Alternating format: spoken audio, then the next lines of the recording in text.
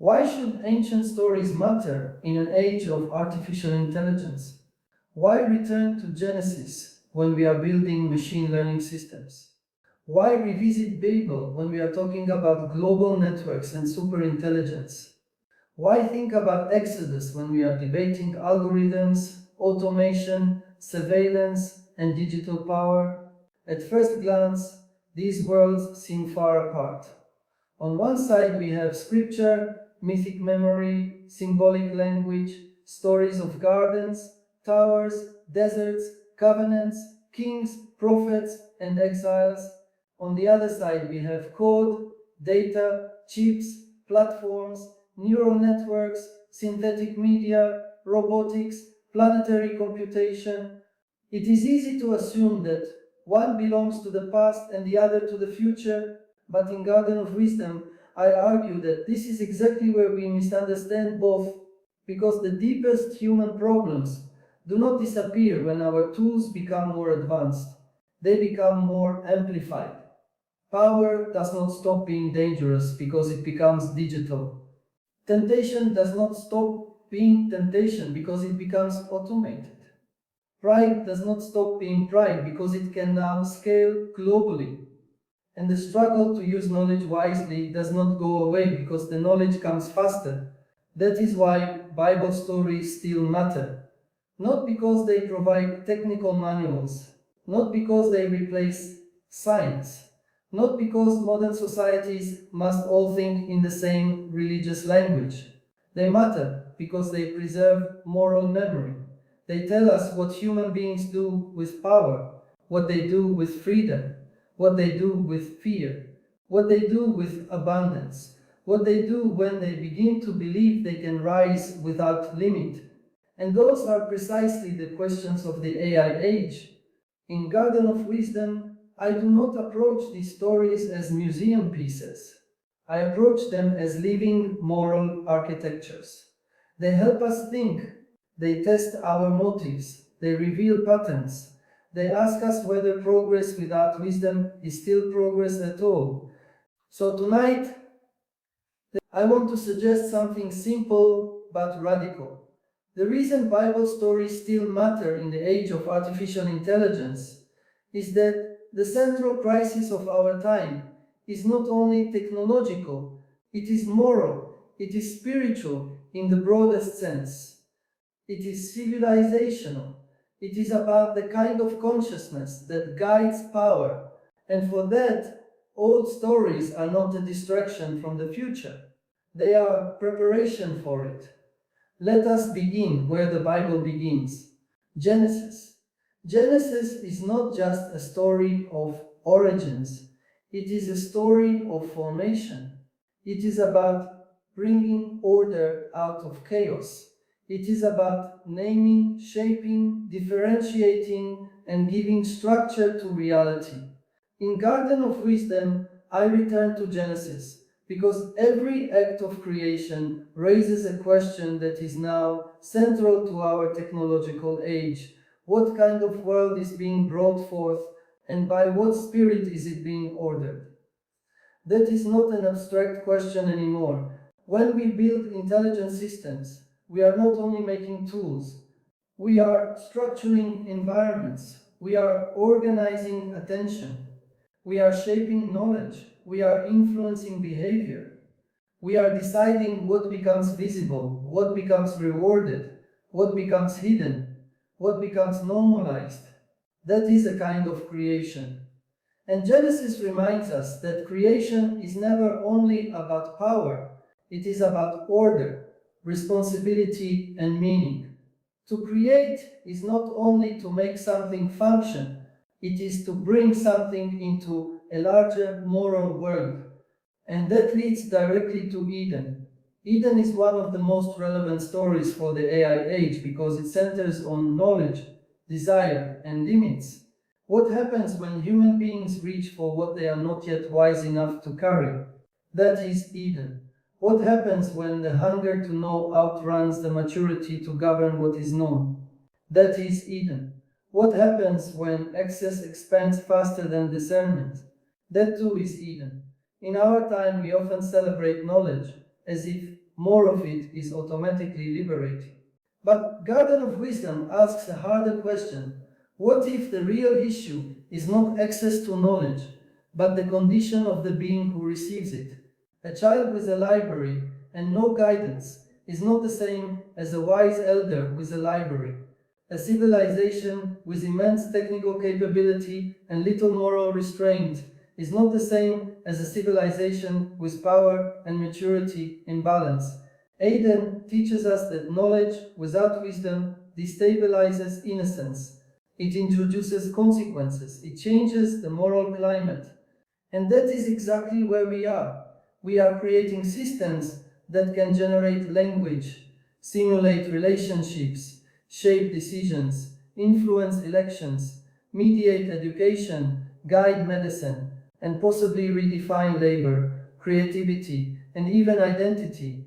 The question is not whether this knowledge is impressive. The question is whether we are wise enough to inhabit the world it creates. Now, move from the garden to the tower. Babel is one of the clearest stories ever told about scale without humility. Humanity gathers, it builds upward, it wants greatness, it wants reach, it wants one system, one language, one structure that rises high enough to secure its own significance. That should sound familiar. We live in a civilization fascinated by scale. Scale of platform, scale of market, scale of influence, scale of computation, scale of data, scale of automation. We admire whatever grows fastest, reaches farthest, centralizes the most, and seems impossible to stop. But Babel asks a question modern culture often avoids. What happens when scale becomes its own justification? What happens when building upward replaces asking why? What happens when technological ambition loses humility? In Garden of Wisdom, Babel becomes more than an old story about a tower. It becomes a warning about civilizational overreach. Not because building is wrong, not because connectivity is bad, but because human beings are always tempted to confuse magnitude with wisdom. A giant system is not necessarily a wise system. A global system is not automatically a just system. A powerful system is not always a humane system. Babel teaches that when pride drives coordination, fragmentation follows.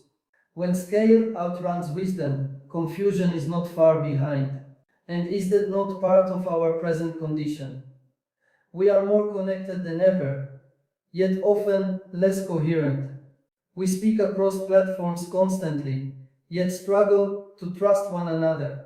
We produce vast amounts of information, yet often seem to lose shared meaning. It is possible to have technical integration without moral unity. Babel knew that long before Silicon Valley did. Then comes Exodus. If Genesis is about creation, and Eden about knowledge, and Babel about scale, Exodus is about systems of power and the long journey toward freedom. This may be one of the most important stories for the AI age, because we now live inside systems powerful enough to shape daily life invisibly. Systems that influence opportunity, attention, finance, identity, policing, labor, memory, and mobility. Some make life easier, some protect, some coordinate, some exploit, and Exodus asks a blunt question: when does a system become Pharaoh? That is not rhetorical. A system becomes Pharaoh when efficiency matters more than dignity.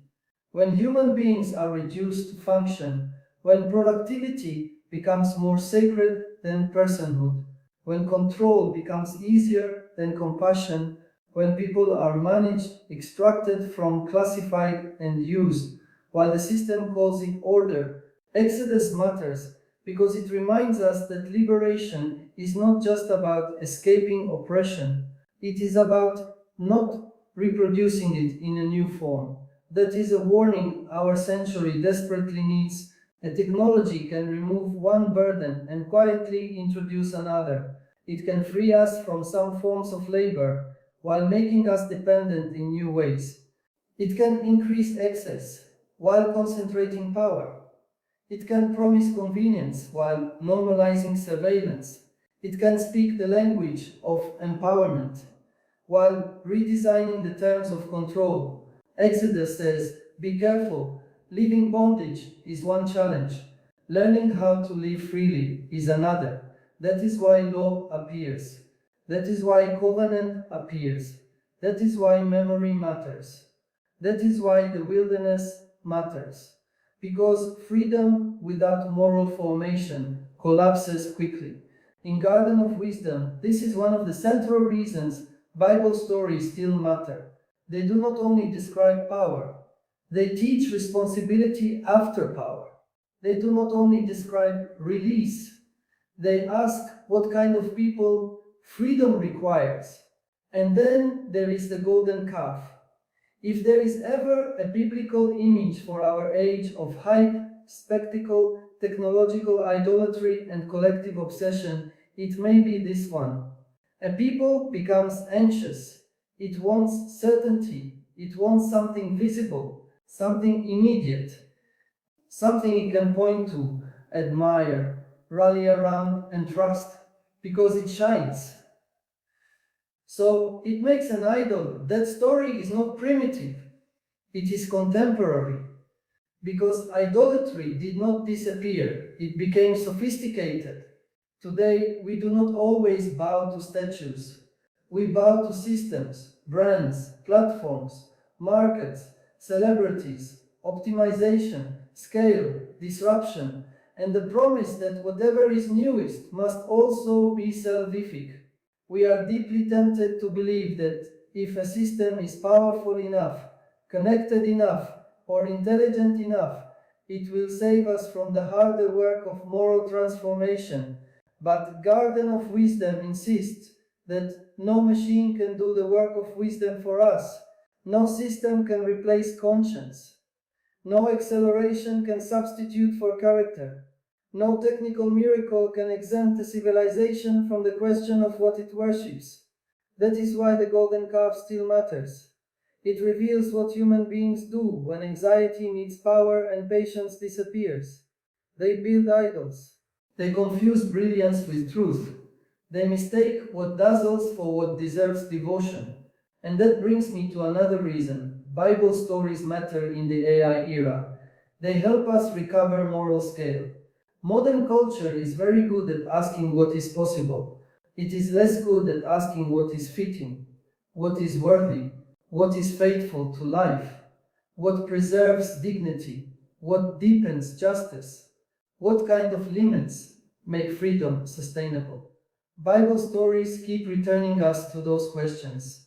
They keep telling us that the central issue is not only action but orientation. What spirit animates the act? What desire drives the creation? What view of the human person is hidden inside the system? What happens to the vulnerable when power grows? Who is forgotten when efficiency becomes sacred?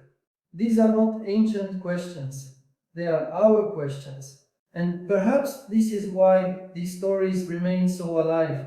They refuse to flatter us, they do not assume that intelligence makes us good, they do not assume that progress makes us wise. They do not assume that powerful societies are morally advanced simply because they are organized, innovative, or materially successful. Instead, they keep asking whether power is governed by humility, whether freedom is governed by justice, whether knowledge is governed by discernment, whether leadership is governed by mercy, whether creation itself is guided by reverence. And in an age of AI, those may be the most important questions of all. Now, let me be clear. To say Bible stories still matter is not to say that only one tradition has wisdom. Not at all. In Garden of Wisdom, the broader project is dialogical. It brings biblical memory into conversation with ecology, ethics, technology, consciousness, and the future of humanity. The point is not to retreat from the modern world into ancient language. The point is to bring ancient moral depth into modern power. That is a very different thing. And it matters because our age suffers from a peculiar imbalance. We have enormous means, but often uncertain ends. We have astonishing tools, but a thin public vocabulary for wisdom. We know how to move fast, but not always how to ask where we are going.